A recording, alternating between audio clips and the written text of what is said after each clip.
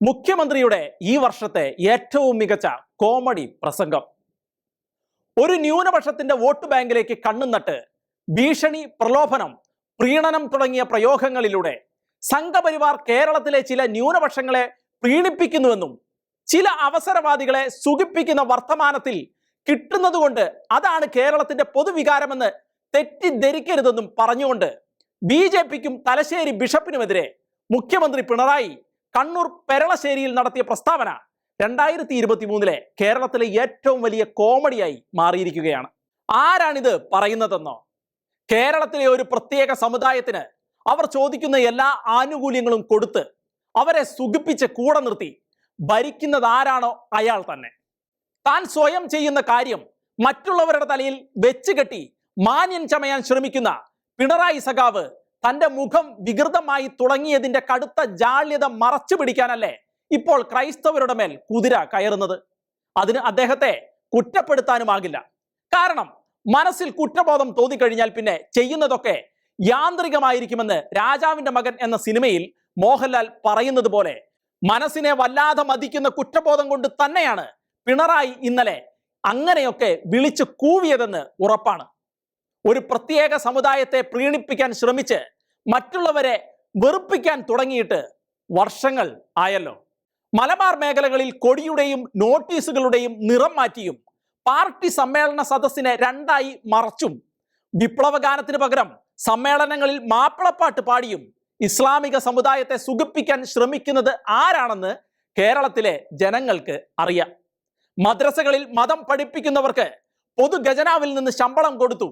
ന്യൂനപക്ഷ ക്ഷേമം എന്നാൽ മുസ്ലിമുകളുടെ ക്ഷേമം മാത്രമാണെന്ന മട്ടിൽ പദ്ധതികൾ കൈയടക്കാൻ അവർക്ക് അവസരം കൊടുത്തും മുസ്ലിം മന്ത്രിമാർ ഭരിക്കുന്ന വകുപ്പുകളുടെ കീഴിൽ അവരുടെ ബന്ധുക്കളെ കുത്തി നിറച്ചും എന്തിനധികം ആഹാരത്തിന്റെയും വസ്ത്രത്തിന്റെയും ഒക്കെ പേരിൽ വിവാദമുണ്ടാക്കി ഇസ്ലാമിക അജണ്ട അടിച്ചേൽപ്പിക്കാൻ ശ്രമിക്കുന്നവർക്ക് പിന്തുണ നൽകുന്നതും ആരാണെന്ന് പൊതുസമൂഹത്തിന് അറിയാം.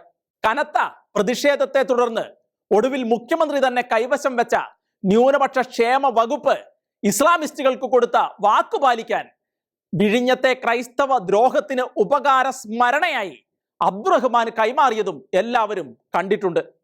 മുഖ്യമന്ത്രിയെ കൂടാതെ മറ്റു ചില ഉപദേശികളും ബിഷപ്പിനെയും ക്രൈസ്തവരെയും ഗുണദോഷിക്കാനായി രംഗത്ത് ഇറങ്ങിയിട്ടുണ്ട്. അവരെക്കുറിച്ചും രണ്ടു വാക്ക്. ക്രൈസ്തവ സഭയുടെ മേലധ്യക്ഷന്മാരാരും 10ാം ക്ലാസും ഗുസ്തിയുമായി കറങ്ങി നടന്നിട്ട് ഒടുവിൽ കാപ്പയിട്ട് കത്തനാരന്മാര് ആയവർ അല്ല.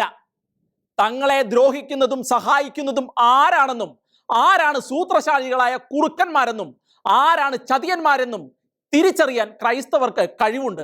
അതിന് അവർക്ക് പിണറായിയുടെ ഉപദേശം വേണ്ട. പിന്നെയാണോ മന്ത്രി രാജേഷിന്റെ ഉപദേശം? കാര്യം പേരിന്റെ അറ്റത്ത് മാസ്റ്റർ ഉണ്ടെങ്കിലും വിവേകം എന്ന ഒന്ന് സംസാരത്തിലില്ലാത്ത CPM സെക്രട്ടറി ഗോവിന്ദനും ക്രൈസ്തവർ ആർക്ക് വോട്ട് ചെയ്യണമെന്ന് പഠിപ്പിക്കാൻ വരേണ്ട.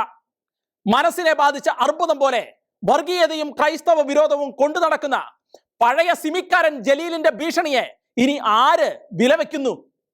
ആധ്യാത്മികതയെ പറ്റി ക്രൈസ്തവർക്ക് ക്ലാസ് എടുക്കാൻ പ്രത്യക്ഷപ്പെട്ട മറ്റൊരാൾ അഭിനവ പണ്ഡിതൻ MA ബേബിയാണ്.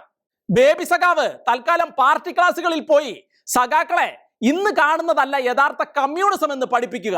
ക്രൈസ്തവരുടെ അവകാശങ്ങളെക്കുറിച്ചും മോഹന വാഗ്ദാനങ്ങൾ നൽകി തങ്ങളെ ദ്രോഹിച്ചത് ആരാണെന്നും പറഞ്ഞു ചതിച്ചത് ആരാണെന്നും പിന്നിൽ നിന്ന് കുത്തിയത് ആരാണെന്നും ക്രൈസ്തവർ ഇന്ന് വ്യക്തമായി മനസ്സിലാക്കി കഴിഞ്ഞിരിക്കുന്നു. അതുകൊണ്ട് ഒരു കാര്യം ഊന്നി പറയട്ടെ, ഇനി വരുന്ന കാലത്ത് ക്രൈസ്തവരെ സഹായിക്കുന്നവരെ ക്രൈസ്തവർ തിരിച്ചും സഹായിക്കും. മാത്രമല്ല കർഷകരെയും അവശരെയും നിരാലംബരെയും സഹായിക്കാൻ മനസ്സുള്ളവരെ ക്രൈസ്തവർ ഇനി പിന്തുണയ്ക്കും.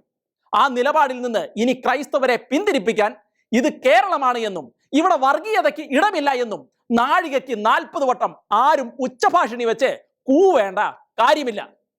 ക്രൈസ്തവർ ആരെ സഹായിക്കണമെന്ന് ഉപദേശിക്കാൻ വെറുതെ സമ്മേളനം നടത്തി മൈക്കുകാരെ തെറി പറയാൻ ഒരു അവസരം കൂടി ഉണ്ടാക്കേണ്ട. ഒരുപക്ഷെ അത്തരം സമ്മേളനങ്ങളിൽ വിളിച്ചു പറയുന്ന മണ്ടത്തരങ്ങൾ കേട്ട് ആവേശം കൊള്ളാൻ വിവേകവും ബുദ്ധിയും പാർട്ടിക്ക് പണയം വെച്ച സഖാക്കന്മാർ ഉണ്ടാകും. പാണ്ഡൻ നായയുടെ പല്ലിന് ശൗര്യം പണ്ടേ പോലെ ബലിക്കുന്നില്ല എന്ന് പറഞ്ഞതുപോലെ മൈക്ക് വെച്ച് പിണറായി സഖാവ് ഉച്ചത്തിൽ അലറി വിളിക്കുന്ന കാര്യങ്ങൾ പണ്ടത്തേതുപോലെ ജനമനസ്സുകളിൽ ഏൽക്കുന്നില്ല എന്ന് ഒരിക്കൽ കൂടി ഓർമ്മിപ്പിച്ചുകൊള്ളട്ടെ. പിണറായി സഖാവിന്റെയും പണ്ഡിത ശ്രേഷ്ഠൻ ബേബിയുടെയും പേരിൽ മാത്രം മാഷായ ഗോവിന്ദന്റെയും വർഗീയവാദി ജലീലിന്റെയും ആക്രോശങ്ങളെയും ഉപദേശങ്ങളെയും അർഹിക്കുന്ന അവജ്ഞയോടെ ക്രൈസ്തവ സമൂഹം തള്ളിക്കളയുകയാണ്.